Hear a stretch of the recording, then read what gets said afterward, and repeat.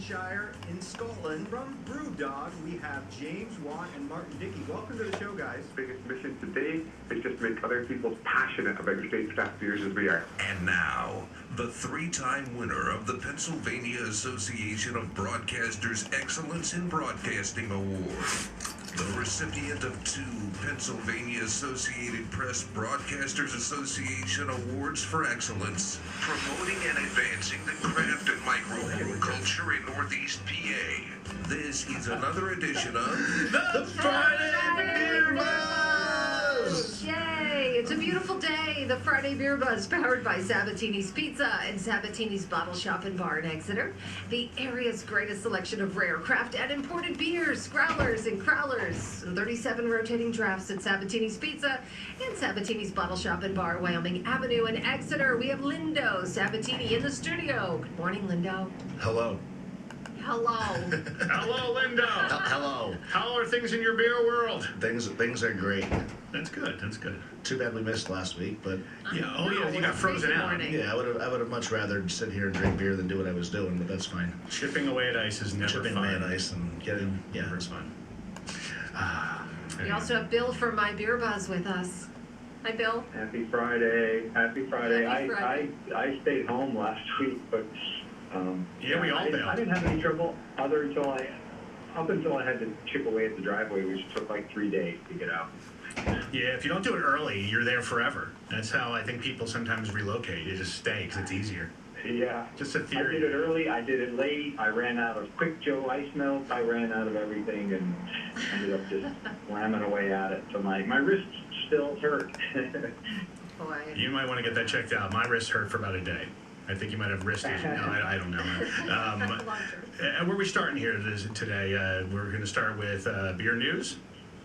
Yeah, we have a beer buzz and beer news, but before I go there, and I don't do this very often, but I have a label today that is probably one of the most controversial beer labels. I can't mention it on the radio.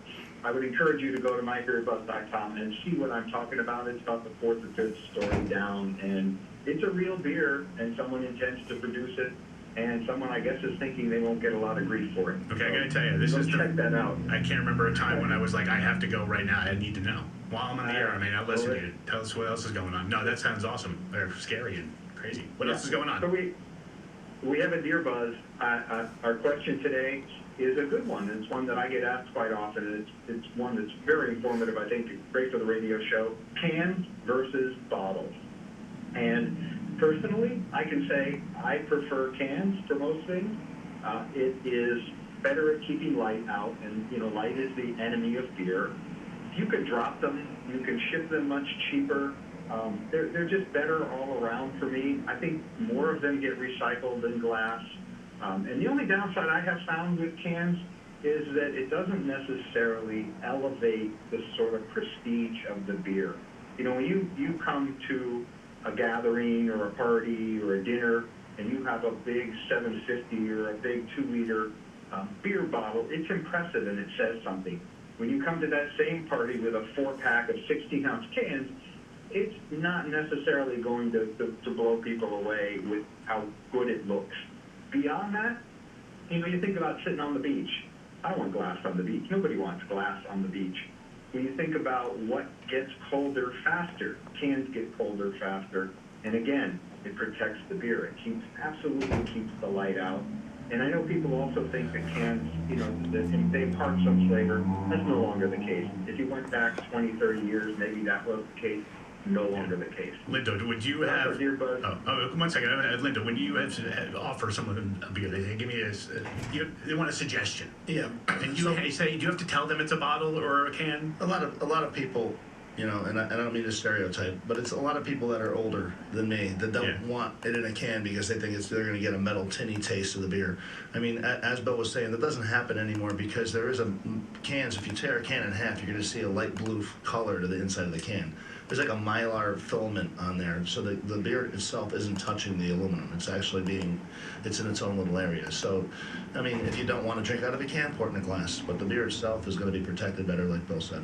Okay, so that's a recent, that's how long, 10, 15 years? Yeah, it's been a while. I've been tearing cans in half for a long time. Yeah. I've never done that. I have weekend plans, Nancy. I'm gonna Tear a tear a can in half. Very manly of me if I do it, all right? Yeah. With your teeth. Do it. I will. Thank you. That's good info. And- Good info. And our beer news is pretty apropos for what's going on. If you've ever turned your TV on in the last week, you'll know that the Olympics are underway, and they're in Beijing, China. A New Belgium brewing company, a very environmentally conscious brewing company, is challenging the International Olympic Committee with a new beer called Fat Tire Point of Snow, S-N-O-W, Point of Snow Return. And it is first off the first certified carbon neutral beer.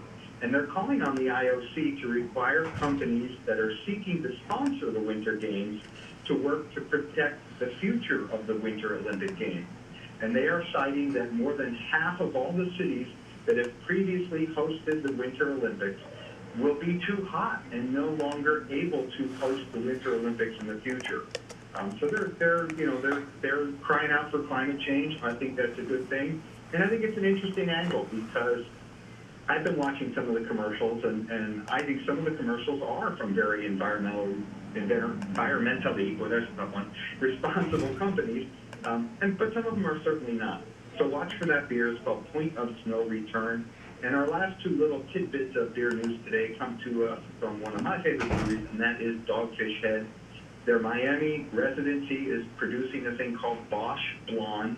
And if you're an NBA basketball fan, you'll know Chris Bosch, and he has teamed up with Dogfish Head in the past. And this Bosch Blonde will be a blonde ale with oranges and sugar cane that are both Florida grown. The beer hits 5% ABV, and it is in 16-ounce cans. And the last little piece here, Dogfish Head and Trillium, that's a Massachusetts, very famous Massachusetts brewery, are collaborating on something called True Action IPA. And it is a continually dry hop hazy IPA that uses what they're calling an iconic blend of hops. And that beer hits 6.5% ABV, and it is also in 16-ounce cans. That's the beer news of the day. As always, you can go to the Breaking Beer News tab on mybeerbuzz.com to see the latest. Just a thought here. I'm guessing the Chris Bosch beer is good, but much better, maybe exceptional, if LeBron is drinking with you. And that's basketball jokes. All right, what is this delicious? What is this delicious beer I'm drinking right now? I usually sip. I'm like really drinking this one. This is great. Glug, glug. Yeah, this one comes to us from Newport, Oregon, from one of my favorite breweries. It was a brewery that I had a custom labeled bottle made for me for my wedding, for my wife and I's wedding. So it's a near and dear to my heart kind of brewery. It comes from Rogue Ales, and they are in Newport, Oregon, and the beer is called Knuckle Buster Cold IPA. So lots of interesting things going on here. Knuckle Buster refers to the fact that this is a collaboration beer, and it's brewed to a different style. It's a cold IPA, and cold IPAs are unique and new. And a lot of people get them confused with a brut IPA, and it is not a brut IPA. It uses some of the techniques that a lager uses, only the yeast is not fermented at quite as cold a temperature as a traditional lager. So it's colder than an ale when it ferments, but not as cold as a lager. So are you confused yet, Jason? Totally, but I'm enjoying it, so I don't care. And that's and I don't mean that not that what you're saying isn't important. I just am enjoying the taste of this. So with that being said, I was nervous to drink it because I thought I was going to drink like an IPL, an India Pale Lager, which is basically doing a lager and hopping it up like an IPA, and it doesn't drink like that. I'm confused. I'll be honest, I just really like this one. I'm confused because it's really good. It's really drinkable. It drinks like a West Coast IPA, and I really like it.